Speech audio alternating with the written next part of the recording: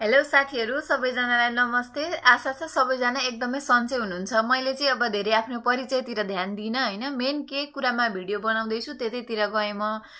अनि खासमा मैले आज के विषयमा भिडियो बनाउँदै छु भन्दा स्पेशली यो चाहिँ विदेशमा रहनुभएका दाजुभाइ, दिदीबहिनी एवं सबैजना नेपाली जो जो अहिले विदेशमा हुनुहुँदैछ उहाँहरुका लागि स्पेशली मेरो विचार, मेरो भिजन अनुसारको चाहिँ यो प्रतिक्रिया हो है। तपाईहरु सबैजनाले सुन्नु नै भयो होला, हाम्रो भूतपूर्व प्रधानमन्त्री केपी शर्मा ओलीले कुनै एउटा कार्यक्रममा गएर भन्नुभएको थियो कि नेपाली युवाहरू विदेशिनु कुनै कारण होइन, कुनै उनीहरुको कुनै बाध्यता होइन, उनीहरु रहरले विदेशिएका छन्। उनीहरु चाहिँ यहाँ बस्न अगाएर विदेश जान रहर लागेर उनीहरु बाहिरिएका हुन्। उहाँले यस्तो भन्नुभएको रहेछ। अब अहिले जति पनि विदेशमा लगभग अहिले नेपालमा दिनमा करिब मैले मतलब एक्ज्याक्ट डाटा चाहिँ थाहा भएन, मेरो विचारमा चाहिँ अहिले दैनिक मान्छे कति जुनसुकै खाडी मुलुक गरेर या अन्य डेभलप कन्ट्री गरेर जम्मा दिनमा हाराहारी 1500 युवाहरू नेपालको त्रिभुवन अन्तर्राष्ट्रिय विमानस्थलबाट बाहिरिने गर्छन् भने यी सबै युवाहरू के रहरले नि विदेशिएका होला नि त। उनीहरूलाई नेपाल बस्न अगाएर आफू जन्मेको ठाउँ, आफूलाई जन्म दिने बाउआमा, आफूले जन्माएका छोराछोरी, आफ्नो जीवन साथी भनौं या सबै सम्पूर्ण जन्मिएको माटो नै छोडेर विदेश जाने उनीहरूलाई यति साह्रो अद्भुत रहर लागेरै गएका होला नि त। तपाईहरुलाई के लाग्छ यसमा भनेर यसरी रहरले गएका, कुनै बाध्यताले होइन, रहरले नेपाली युवाहरू बाहिरिएका हुन् भनेर हाम्रो भूतपूर्व प्रधानमन्त्रीले भन्नुभएको रहेछ। मलाई यति सुनेपछि यति धेरै रिस उठेको थियो कि यो कुनै शब्दमा व्यक्त गर्न सकिँदैन। कुनै बेला म पनि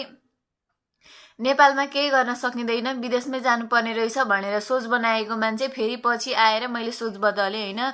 तर सबैको एउटै हुँदैन, एउटै सोच हुँदैन, सबैको एउटै हुँदैन, लक्ष्य हुँदैन। कोही विदेश जानुहुन्छ, कोही यहीँ बस्नुहुन्छ। तर त्यो विदेश जानेमा 100% मा 5% रहरले जालान्, जो केपी ओली, पुष्पकमल दाहाल प्रचण्ड, शेरबहादुर देउबा जस्ता दलाल पार्टीका झोले बाउआमा, सबै त नभनौं धेर जस्तो कतिपय झोले बाउआमा भएका सम्पत्ति थुपारेका छोराछोरी बाउआमाको पैसा उडाउन घुम्न भनेर रहरले विदेशिएलान् हैन। सबैजना हैन, कतिपयले दुःख गरेर संघर्ष गरेर पनि आफ्नो पैतृक सम्पत्तिमा पनि रमाएर अब त्यो आफ्नो इच्छा हो, घुम्न जानु त्यो वैयक्तिक अधिकार पनि हो हैन, सबैलाई भन्न मिल्दैन हामीले। तर धेर जस्तो रहरले जाने चाहिँ रहरले घुम्न जान त्यतिकै पैसा त आउँदैन। विदेश गएर घुम्नलाई सजिलो त छैन।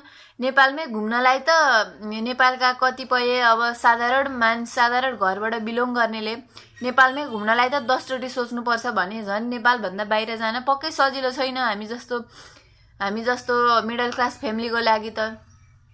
अनि म के भन्न चाहन्छु भने मेन अहिले त्यो फेसबुकमा, त्यो इन्स्टाग्राममा, त्यो स्टोरीमा, त्यो टिकटकमा क्याप्सन लेख्दाखेरि चाहिँ मेरो कुनै रहर होइन, बाध्यताले विदेश आउनु पर्यो भन्दै प्लेनमा उडेको भिडियो लाउने। अनि अहिले जब देशलाई चाहिने बेला भयो, जब देशलाई हामीले केही गर्ने बेला आयो, तब हाम्रो त बाउ पनि एमाले, सही पनि एमाले, मै पनि एमाले भन्दै टिङ टिङ टिङ गर्दै त्यो एमाले, मै पनि एमाले भन्दै भिडियो हाल्ने। त्यति बेला चाहिँ हामी रहरले होइन बाध्यताले आएको भन्ने। अहिले केपी ओलीले कुनै बाध्यताले होइन रहरले आएको भन्दा पनि तिमीहरू विदेश बसेर मेरो बाउ पनि एमाले, सही पनि एमाले, मै पनि एमाले भन्दै नाच्न थाल्यौ भने याद राख, तिमीहरू बाध्यताले गएको हो भने तिम्रो छोराछोरीले पछि त्यही अवस्थाले विदेश जानु पर्दाखेरि आफ्नो मन कति रोला। अहिलेको लागि होइन, वर्तमानको लागि होइन, धेरै लङ भिजन राख्नुपर्छ मान्छेले। यहाँ भुइँबाट चन्द्रमा छुने लक्ष्य राख्नुपर्छ भन्छ नि, त्यस्तै हो। आजको लागि मात्रै नसोचौं मेरा बाउ मैले यति गर्दिनाले उहाँ पार्टीको त्यो पद पाउँछन्, मैले यति गर्दिनाले यो पाउँछु भनेर होइन। पछि भोलिको दिन मेरो कस्तो हुन्छ भनेर आज जग बसाउने काम गरौँ। आफ्नो विदेश तिमीहरू गएको छौ हैन, बाध्यताले गयौ कि रहरले गयौ त्यो तिमीहरूलाई थाहा होला। अहिले हाम्रो युवाले सोच्ने बेला आएको छ। अब वृद्ध भनौं, उहाँहरूलाई पनि सकेसम्म मान्छे चिनाउने प्रयास गरौँ। अब सकिँदैन भने आफ्नो ठाउँबाट आफूले के गर्न सकिन्छ त्यो कुरा गर्न पछि नहटौँ। जय देश, जय घन्टी। परिवर्तनको लागि सबैले एकचोटि अवसर दिनुहोला भन्दै म चाहिँ यति नै आजलाई। धन्यवाद।